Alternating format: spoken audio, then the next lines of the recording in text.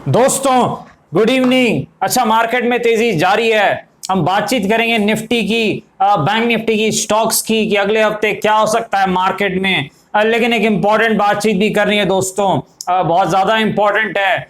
ये जो new rules हैं काफी ज्यादा, उसके बाद फ्रीक ट्रेड्स बहुत ज्यादा हो रहे हैं, इस पर भी हमें कुछ डिस्कस करना है। तो चर्चा करेंगे सारी चीजों की। स्वागत है आपका आपके अपने चैनल टीके मनी में। मेरा नाम है त्रिभुवन, सर्टिफाइड इन इक्विटी डेरिवेटिव्स में। जो नए लोग हैं टेलीग्राम चैनल पर आ सकते हैं, टीके मनी आपको सर्च करना है, टेलीग्राम पे आ जाना है। टीके मनी आपको सर्च करना है, टेलीग्राम पे पहुंच जाना है। 17,500 प्लस मेंबर टेलीग्राम पे हैं। टीके मनी सर्च करके आप टेलीग्राम पे आ सकते हैं। चलिए चर्चा की शुरुआत करते हैं। सबसे इंपॉर्टेंट है मार्केट, लेकिन उससे भी इंपॉर्टेंट है ये चीज। क्या चीज है भाई? दोस्तों फ्रीक ट्रेड जो है, क्योंकि पहले जो है वो 2 साल में एक बार होता था, या फिर मान लीजिए 3-4 साल में एक बार, 5 साल में एक बार, लेकिन पिछले 1 महीने से बहुत ज्यादा फ्रीक ट्रेड्स हो रहे हैं। तो ये चीज आपको बहुत ज्यादा सावधानी बरतनी है। और फ्रीक ट्रेड जिन लोगों को नहीं पता है, जो बिगिनर्स है, अगर आपको नहीं पता है तो बड़ी सीधी सी बात है।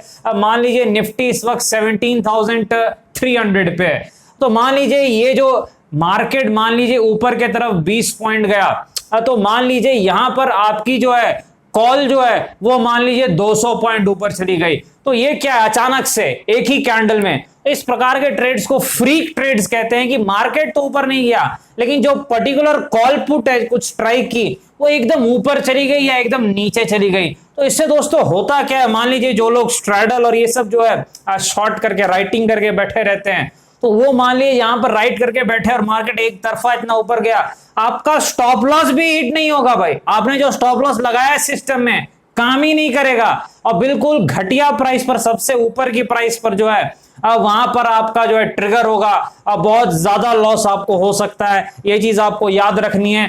ये निफ्टी में हुआ था मेरे ख्याल से कुछ दिन पहले। आज बैंक निफ्टी में देखा गया मेरे ख्याल से एक जबरदस्त जो है 400 रुपए के आसपास की जो वैल्यू थी वो सीधे जो है 1900 के आसपास चली गई। अब आप बताइए, इतनी बड़ी मूवमेंट तो आई नहीं भाई मार्केट में। बहुत तो बहुत 400 से 500 600 होना चाहिए, लेकिन ये चला कहां गया भाई? ये सीधे 1900 पर चला गया। और जिन लोगों ने शॉर्ट किया है और उन बेचारों की जो है स्टॉप लॉस यहां पर जाकर ट्रिगर हुआ, यानी यहां पर लॉस हुआ है। तो कि ये जो चीज है, इससे बचने के लिए पहली चीज तो क्या है, देखिए नए रूल्स हैं, कुछ टाइम लगेगा एडजस्ट होने के लिए मार्केट को, लेकिन तब तक आप एक चीज जरूर करें जो बहुत ज्यादा काम करता है, मैं आपको बता रहा हूं।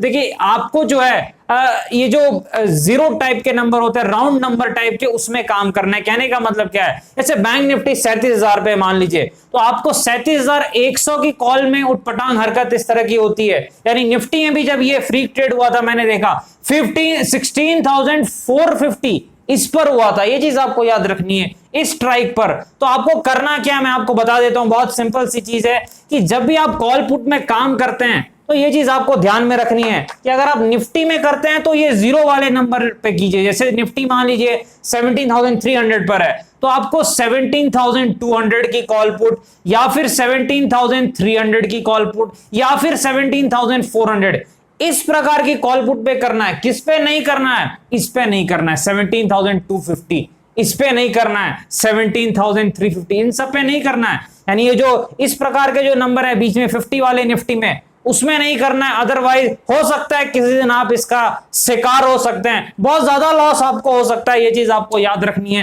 क्योंकि इतना ज्यादा एक लॉट में मैंने लोगों को 50,000 का लॉस देखा है। बताइए ये लॉस उनकी गलती भी नहीं और उसके बावजूद लॉस हो रहा है। ये चीज बहुत ज्यादा इंपॉर्टेंट, इसलिए मैंने डिस्कस की। वैसे ही अगर आप बैंक निफ्टी में काम करते हैं, तो मान लीजिए बैंक निफ्टी 37,000 के आसपास है, तो यहां पर आपको करना क्या है, 37,500 ये जो राउंड नंबर टाइप से है, या 37,000 या फिर 36,500 इन नंबर्स पे काम करना है। यहां पर फ्रीक ट्रेड बहुत कम होते हैं। अब गलती से हो जाए तो अलग चीज है, लेकिन होते नहीं है। अब होंगे कहां फ्रीक ट्रेड? देखिए फ्रीक ट्रेड अक्सर इस प्रकार के नंबर पे होते हैं, बीच के जो आ गए। मान लीजिए 37,000 हो गया 100, 37,300, 37,400। तो इस प्रकार के नंबर से अगर आप बच सकते हैं तो मेरे ख्याल से आप बच के चल सकते हैं। ये चीज आपको याद रखनी बहुत ज्यादा इंपॉर्टेंट है, इसलिए मैंने डिस्कस किया। क्योंकि यहां पर देखिए बिना आपकी गलती के लॉस होता है, ये बहुत गलत चीज है। गलती करो लॉस हो रहा है, ठीक है भाई, गलती की सजा मार्केट में हर दिन लोगों को मिलती कोई बात नहीं, सीख के आगे बढ़ना है। आगे बढ़ते जाना है। लेकिन ये बिना गलती की सजा मिलती है फ्रीक ट्रेड्स में, तो इसका शिकार नहीं होना है, क्योंकि स्टॉप लॉस ट्रिगर नहीं होता है दोस्तों, सीधे ऊपर में जाके लॉस होता है एकदम जबरदस्त जो है। बहुत ज्यादा लोगों के यहां पर जो है मैसेजेस आते हैं इस प्रकार के फ्रीक ट्रेड्स, तो मैंने आपको बता दिया कि जो लोग जो है बचे हुए हैं इस चीज से वो ना फंसे, इसके शिकार ना हो। चलिए निफ्टी पर चलते हैं, चर्चा करते हैं निफ्टी में क्या हो सकता है मार्केट में। देखिए निफ्टी में जो है एक चीज आपको याद रखनी है कि निफ्टी धीरे धीरे अब उस लेवल पर जा रहा है जहां पर हमने पहले भी डिस्कस किया था, ऊपरी स्तर पर ध्यान से आपको काम करना है।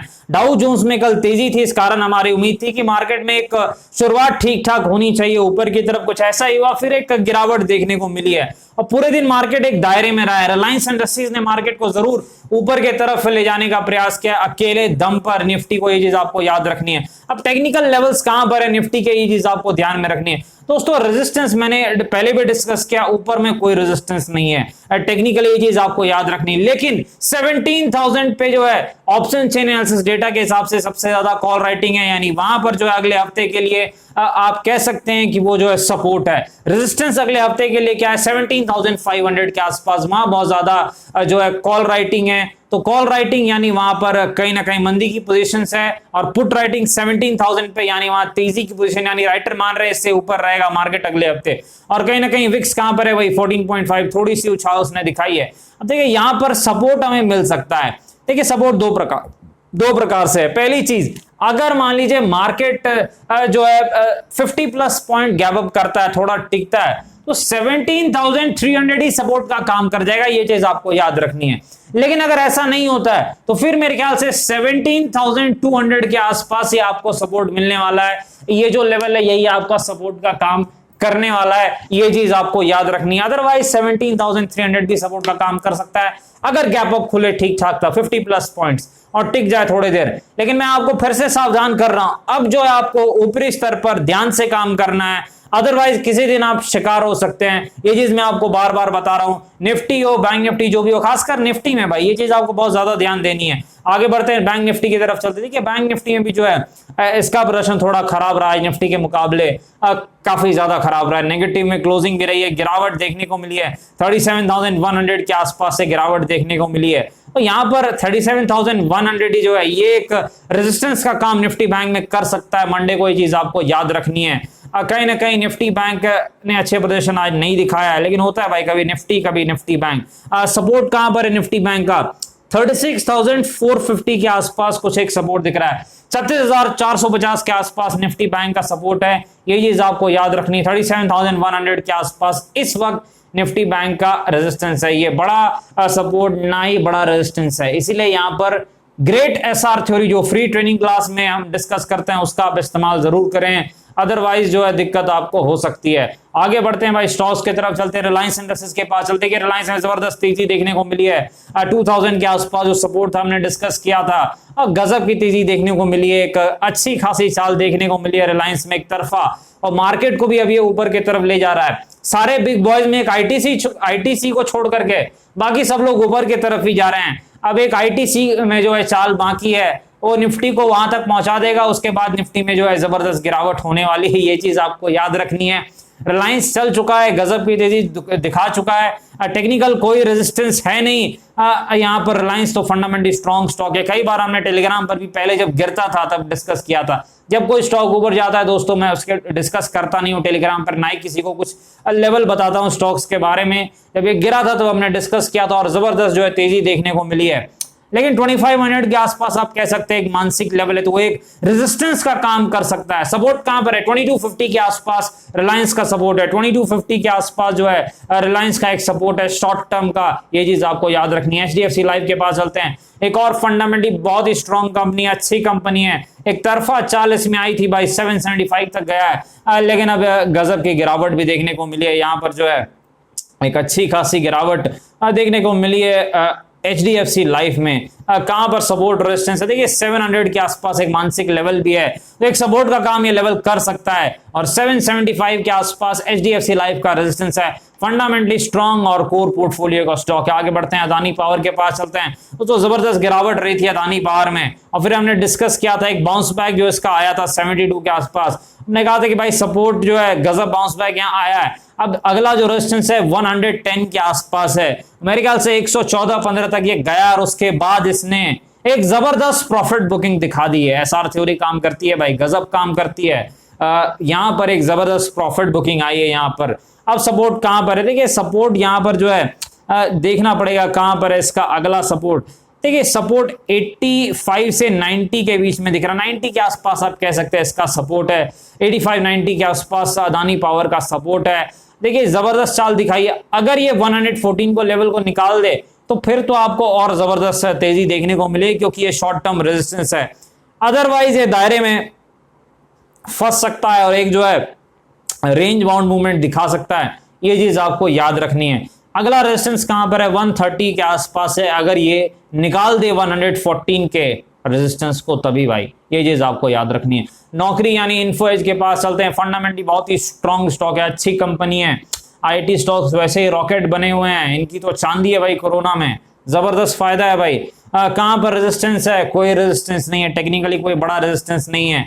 सपोर्ट जरूर है 5500 के आसपास, क्योंकि ये पहले बहुत बड़ा रेजिस्टेंस हुआ करता था नौकरी यानी इन्फो एज में। तो 5400 से लेके 5500 तक एक सपोर्ट है नौकरी में, ये चीज आपको याद रखनी है। आलोक इंडस्ट्रीज के पास चलते भाई, 1920 के आसपास सपोर्ट है। एक बाउंस बैक भी देखने को मिला है, 20 रुपए के आसपास है पिछले कुछ दिनों में। अब अगली तेजी के लिए इसको 22.5 का लेवल निकालना पड़ेगा। इसके ऊपर आपको 25 के आसपास के जो अगले रेजिस्टेंस है उसके दर्शन करने को मिल सकते हैं। ये चीज आपको याद रखने, अगर रेजिस्टेंस निकला शॉर्ट टर्म का तो आपको 25 के दर्शन शॉर्ट टर्म में देखने को मिल सकते हैं। सपोर्ट कहां पर है, 19-20 के आसपास, ये चीज आपको याद रखनी है। डिस्क्लेमर आपको पता है भाई, ये video educational and financial purpose के लिए अपने फाइनेंशियल एडवाइजर से बातचीत करके बाजार में काफी जोखिम में थोड़ा ध्यान से काम करें। धन्यवाद।